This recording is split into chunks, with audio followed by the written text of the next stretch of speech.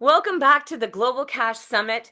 If you've ever tried to grow the business while feeling stretched, distracted, or on the edge of burnout, this next session is definitely with you. We are talking about how to breathe beyond burnout and why cash flow actually starts with clarity. I am thrilled to be joined by Tim Wagner. He draws on 36 years in business and over 17 years as a speaker and coach to help leaders and teams rethink workplace well-being, authentic leadership, and psychological safety. Specializing in self-awareness, resilience, and burnout prevention through breathwork, Tim equips high performers with tools to avoid burnout, stay focused under pressure, and build stronger connections. His keynotes blend practical frameworks, lived experience, and interactive breathwork techniques that empower professionals to lead with clarity, balance, and confidence. He's definitely a breathwork coach and leadership resilience speaker. And, he's been working with high performer coaches for 17 plus years. He really helps leaders to avoid burnout, to make better decisions under pressure, to build stronger teams through simple science-backed breathing protocols. So, Tim, welcome. Wow. Thank you, Cassandra. Absolutely blessed to be here. Thank you so much for that introduction. I'm listening to this and going, is that me? Really? Is that what I do? Okay, I've got to live up to this now. But Okay, wonderful to be here. Appreciate it. let's dive in. Tim, you've lived in the business trenches and on the coaching side. So what pulled you toward breathwork as a lever for leadership, not just wellness? Oh, it was a very interesting discovery that came to me years after I'd quit a 27-year career in hospitality at the top ends of leadership.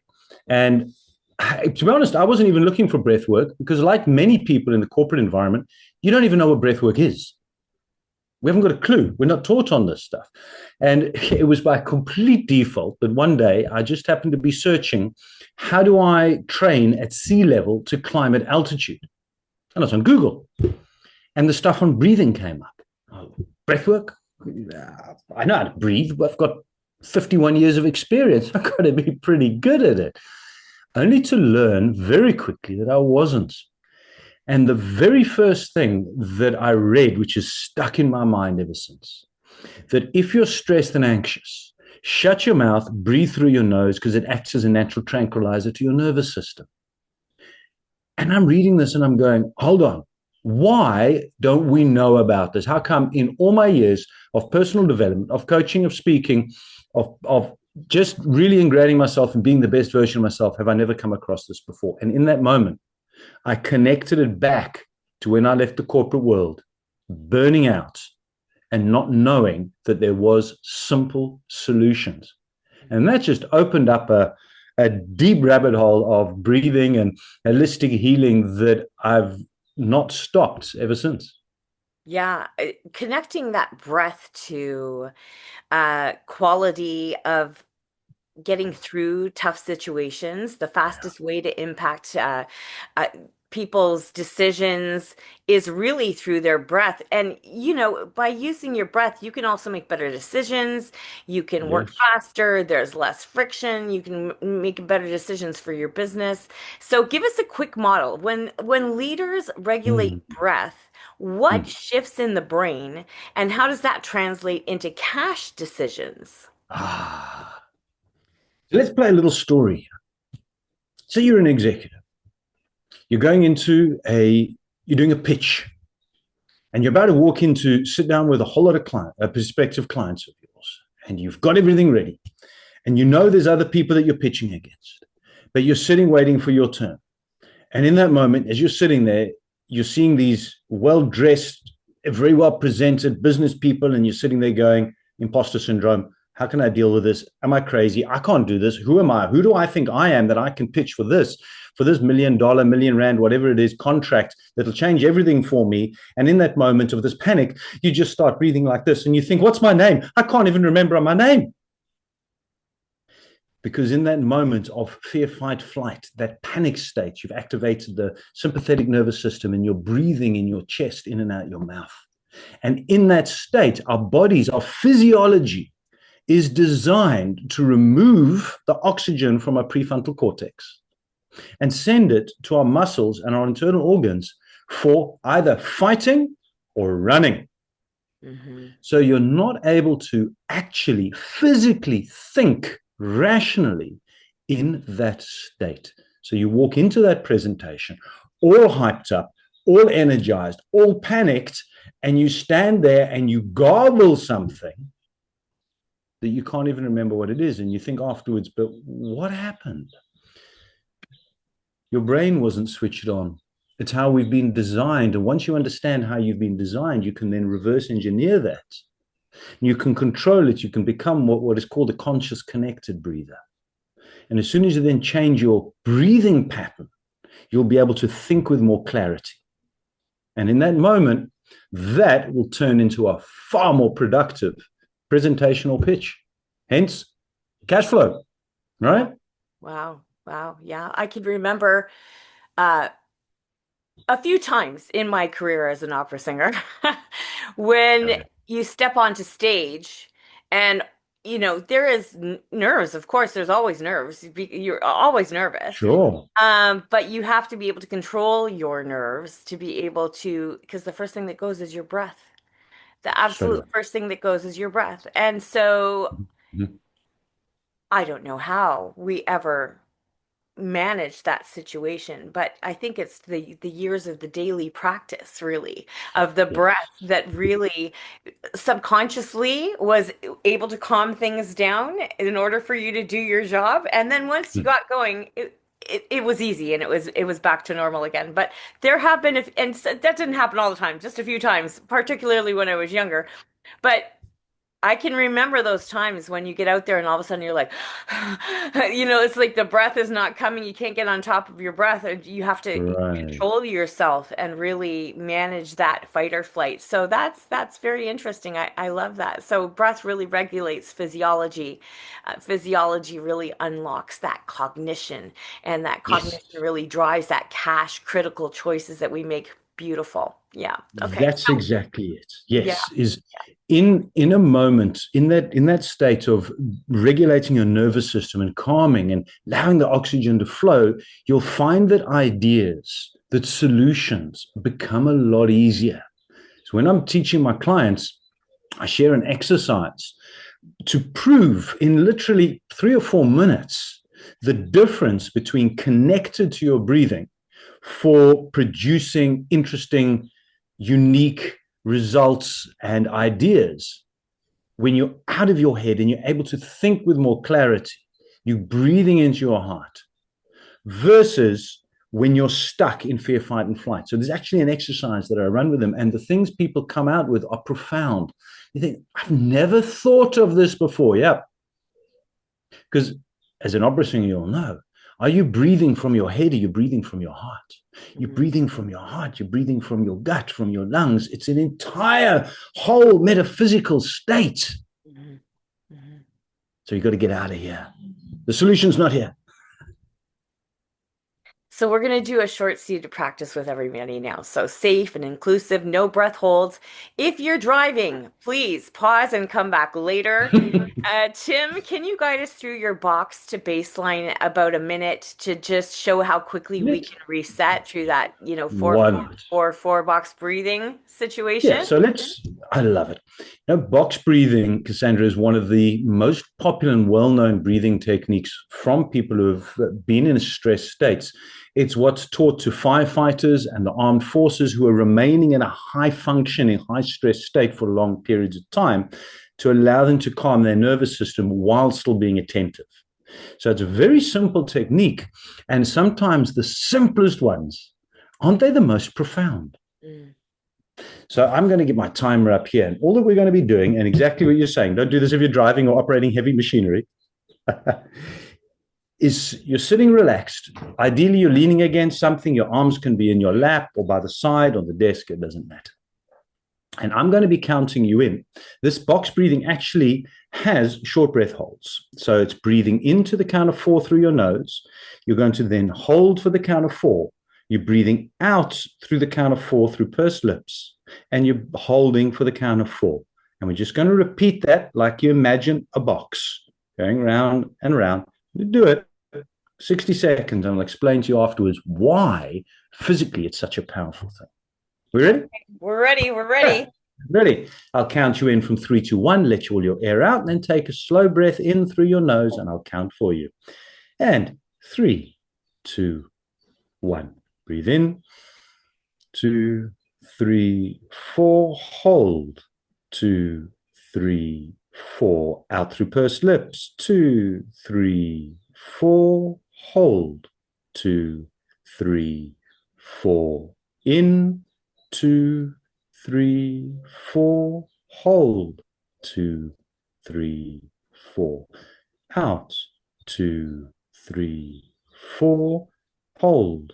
2, 3, 4. In. 2, 3, 4. Hold. 2, 3, 4. Out.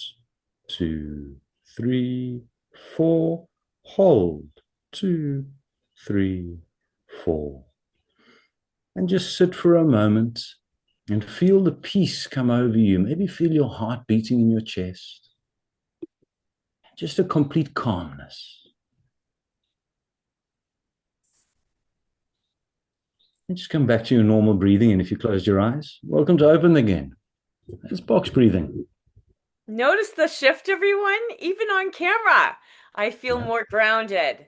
Leaders can 100%. do this before their pricing, their hiring, negotiations, dropping their offer, any moment that deserves your best brain. That was great. So, Tim, what are the early markers of burnout that you want leaders to catch before it explodes? And what's your Right. under 120 seconds reset? Sure. Let's go through some of these markers for burnout. One of the biggest challenges is if you're in that state of burning out, you're not going to be able to identify it in other people. It's one of the key things. So it's a matter of it being a team approach to being aware of a number of the markers that actually set the page or the stage for burning out. And there was research done by Duke University in about 20 years ago, where they did a lot of research around what are the key things that lead to people to burning out. Now, we sometimes think that it's bad balance of life, work pressure, stress. Yes.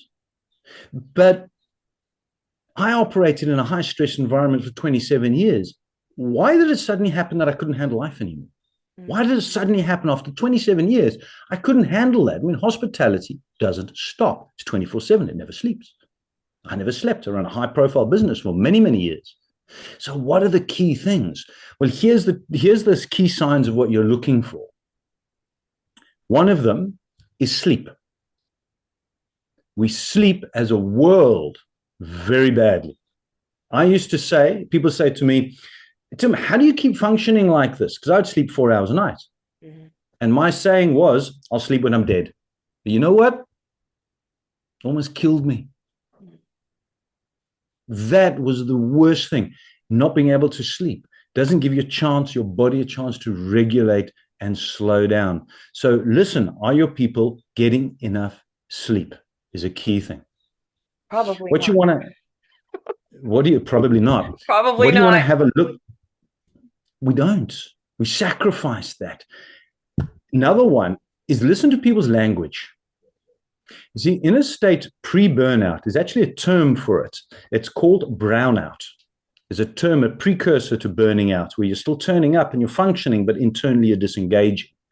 Versus burnout is when you're done, finished. You can't get up, call 911, because 25% of people who hit burnout actually end up hospitalized. It's that serious. So there's a precursor to it known as brownout. And it was Professor Kibler of Harvard who actually coined this phrase first in about 2005 or so. And I've really done a lot of research on it.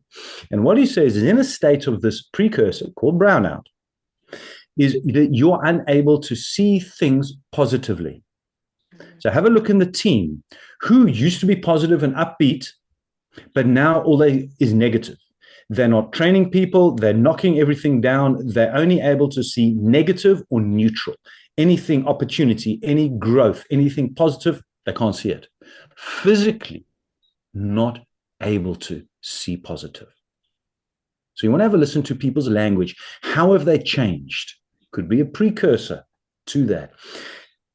What you also have a look at is a couple of bad ones. Eating at your workstation means you're not getting the proper break. And you can link the next one is having structured breaks. People say, I don't have time for breaks. Well, if you don't have time for breaks, you will break, literally. So there's a lot of research, and often we know this, but we don't apply it. There's a lot of research to the importance, and you can say every 60 minutes or 90 minutes or 30, pick something. Mm-hmm. Walk away, stretch, loosen up, especially those who sit in front of the computer. Go bounce on a trampoline, go just do something different, go for a walk, and then come back. You'll find your workload, the work pace speeds up. So that's an essential part. Another one is staying at work late frequently, because that then causes the imbalance between home and work. Now, it's an interesting misnomer these days where people talk about work-life balance. Well, over the last 5 years, that's changed because of home-based businesses, because of people living and working hybrid environments. So there is no home-life balance. It's life.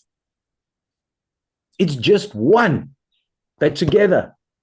Life and everything has changed on a much faster pace. So you've got people working hybrid.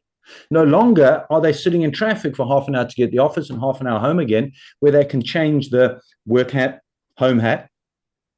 You're now literally our entrepreneurs. They work from home. Most of our entrepreneurs, they work from home 24/7. So, Right. Always on. Mm-hmm. Always on. Key signal. Dangerous. So there's a couple more signs, warning signs. Things are going wrong. Here's another key one, especially for executives. This was me. Turning up late home frequently. You agree you'll be home by 6, by 7. At 9, you turn up. And you think it's okay. Because what ends up happening is the work-based pressure.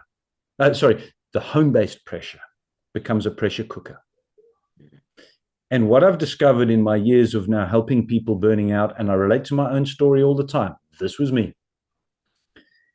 It wasn't as much the work-based pressure that led to my burnout as it was my home. And majority of my clients, probably about 70-75% of them, the origin of the stress that leads to the burnout is from home, not from work.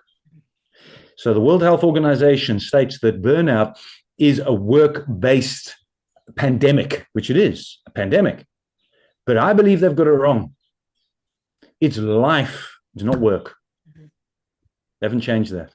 So there's a number of precursor warning signs to what will lead ultimately to, in 12 months' time, a precursor to saying these people are going to burn out. And I've seen it over and over again. I've got an exercise people can do. And I'll say to them, you're heading that way. No, I've got it. No, you haven't. You've got it until one day your body says, I warned you. And the body stops. Mm-hmm. This is like a total check-in for our team leaders. Are we sleeping? Are we present? Are we procrastinating high-value work? If one trips, we reset, we show up home late, we don't give ourselves breaks, all of these things. I know this is resonating with our audience in a total way. I'm sure that so many people are saying, that's me, that's me, that's me. Yeah. They're seeing this. So thank you for bringing this to everyone's attention. So let's give everyone a one breath pattern for high stakes moments. So something that they can do quietly in a boardroom. Oh, I love this one. Yeah. Okay. I love it. It's actually my favorite breathing technique. It's called resonant breath. Now, for time, we won't run through the whole thing, but I'll just talk you through it very, very simply. Because resonant breath, you can do at any point, and nobody around you will know what you're doing. But you'll actually be purposely, consciously calming your autonomic nervous system. And that's what runs our entire body, calming everything so that you can be more attentive. And you can do this while standing, having a conversation or sitting in a boardroom, or I teach it to speakers. I use it myself before walking on stage. So you're in front of the audience, this whole audience, and they're all looking at you, and the MC is introducing you, and you're standing on the side there, but the audience can see you. And in that, just standing there while you're having that introduction, what you do is you breathe slowly to the count of 5 in through your nose, and then out to the count of 5 through your mouth. And you just repeat that.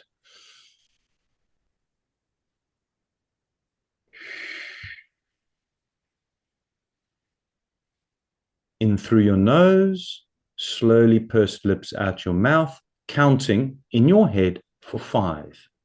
And you do that for 60 seconds. You'll calm your entire nervous system and your metaphysical state, that when you then stand up, walk on the stage, or you're next got to say something in the board meeting, you're saying it with clarity.